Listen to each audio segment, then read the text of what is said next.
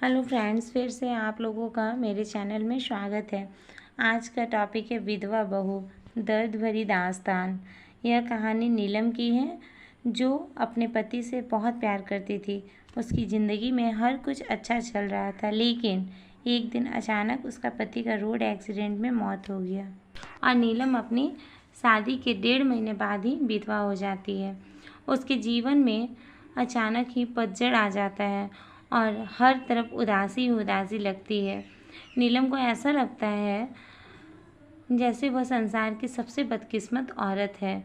उसकी आंखों के आगे उसका अंधेरे जैसा भविष्य हमेशा ही घूमता रहता है, क्योंकि उसकी शादी को सिर्फ 1.5 महीने हुए थे।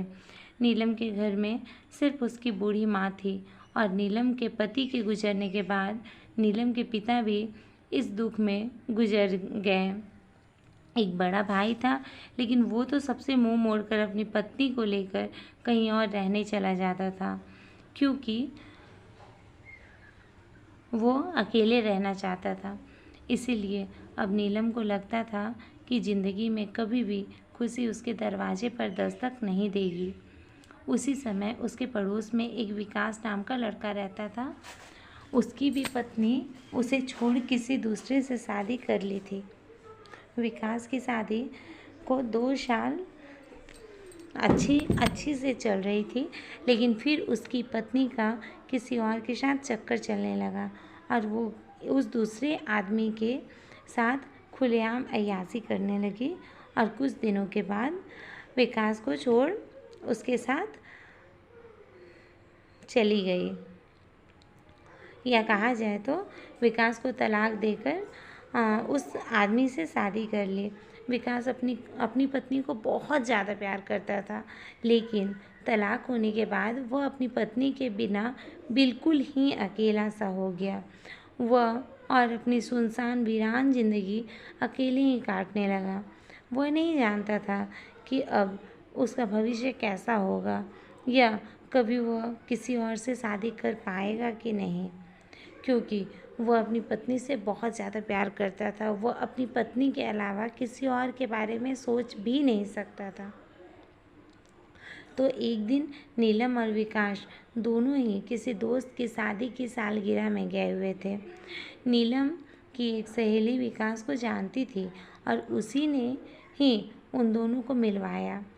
विकास से मिलकर नीलम को अच्छा नहीं लगा, क्योंकि विकास अपनी पत्नी के बारे में सिर्फ नेगेटिव बातें कर रहा था और यह सुनकर नीलम को विकास पर गुस्सा आ रहा था कि वह औरत के बारे में इतना गलत कैसे बोल सकता है।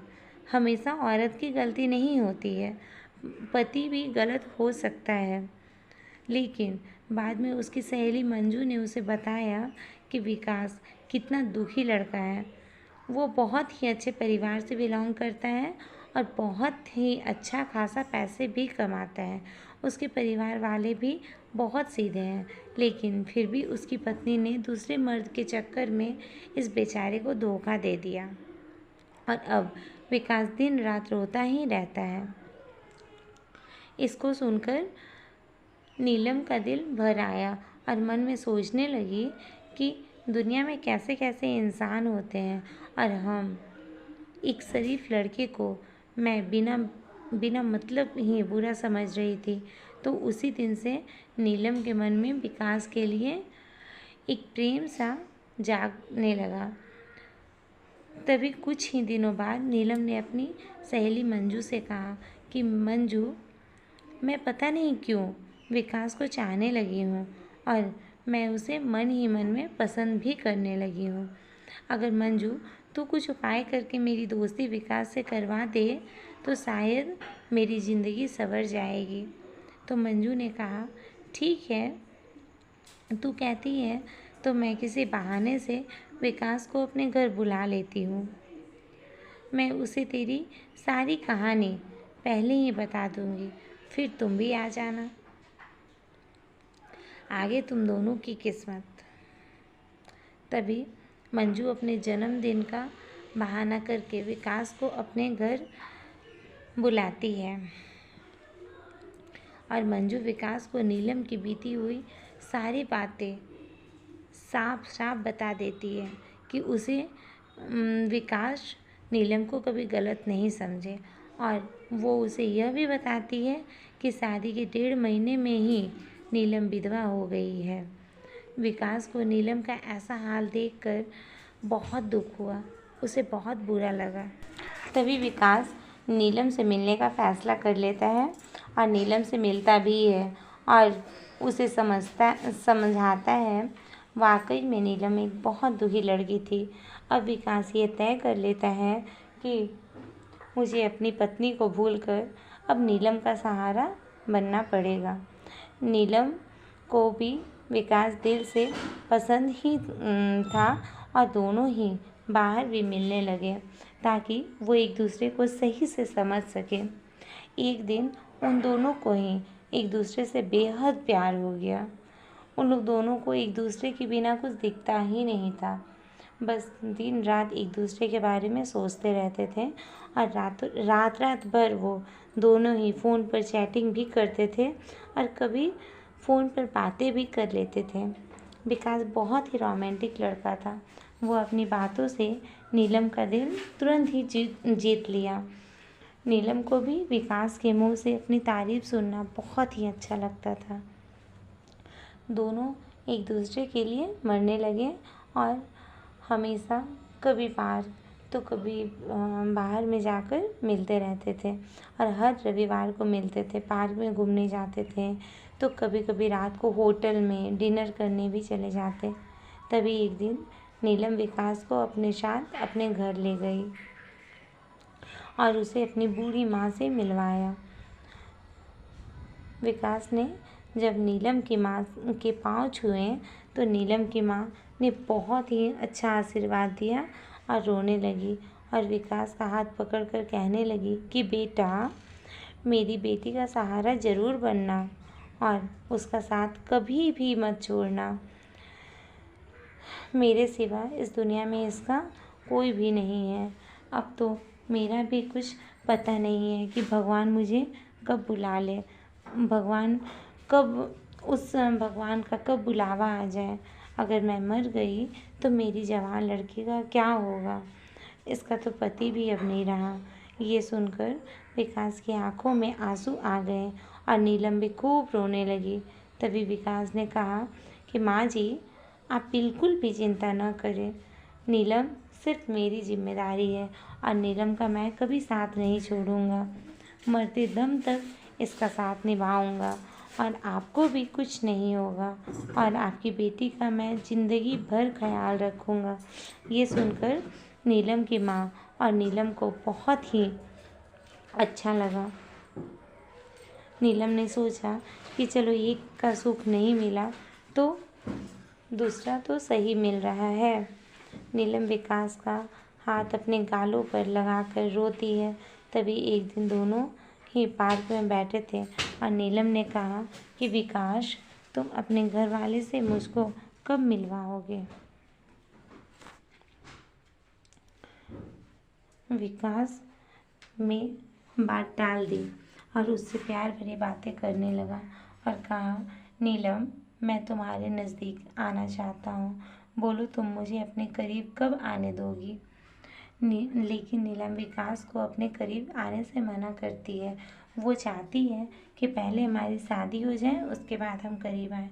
मगर फिर भी थोड़ा बहुत वो दोनों प्यार कर ही लेते हैं। तभी नीलम की सहेली मंजू ने नीलम के कान भरना शुरू कर दिए।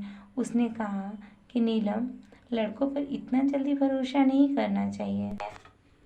तू जितनी सीधी सादी है ना, लड़के लोग कभी भी तेरा फ़ायदा उठा सकते हैं। इसीलिए लड़कों पर इतना जल्दी भरोसा मत करो।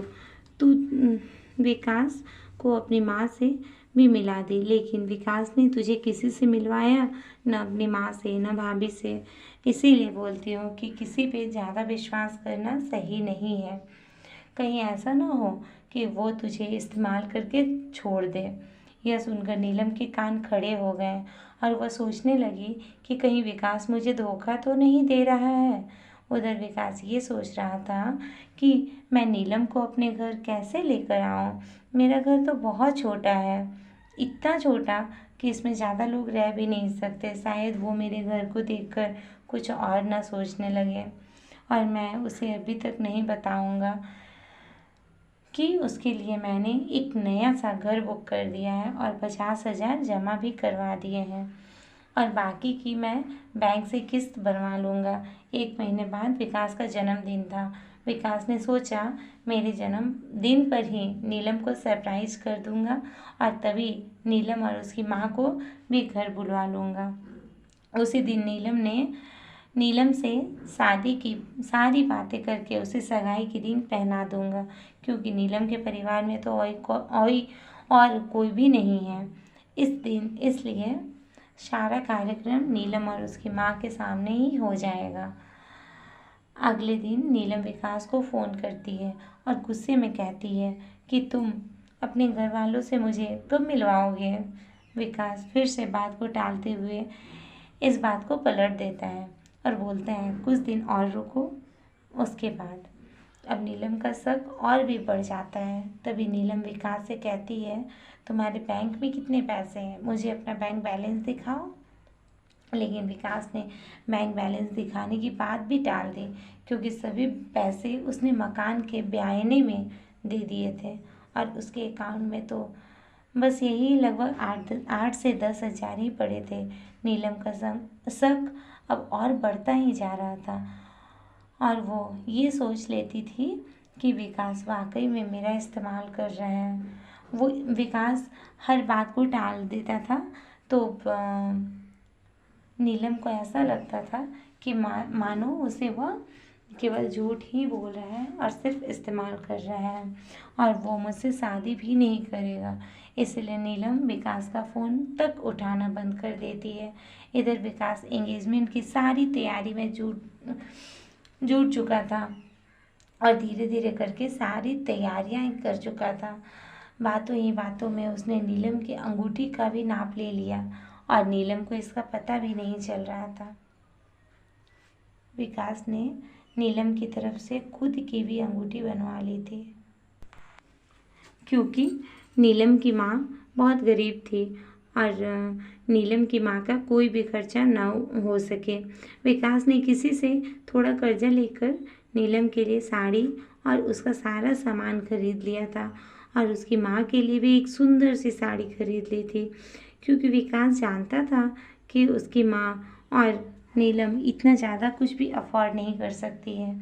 अब विकास ने सबको यह कह दिया कि मेरी जन्मदिन वाली रात को मेरी सगाई नीलम से है, और उसके घर में भी उसने सबको बता दिया था। सारी तैयारी हो चुकी थी। तभी एक दिन विकास ने नीलम को 3 बार कॉल किया, मगर नीलम ने उसका फ़ोन गुस्से में उठाया और कहा कि क्या बात है, जल्दी कहो। तो विकास ने कहा कल शाम को 5 बजे तुम और तुम्हारी माँ को मैं लेने आ रहा हूँ। तो नीलम ने कहा कि मुझे कहीं भी नहीं जाना है। तो विकास ने कहा कि नीलम कल मेरा जन्मदिन है, विकास ने बताया।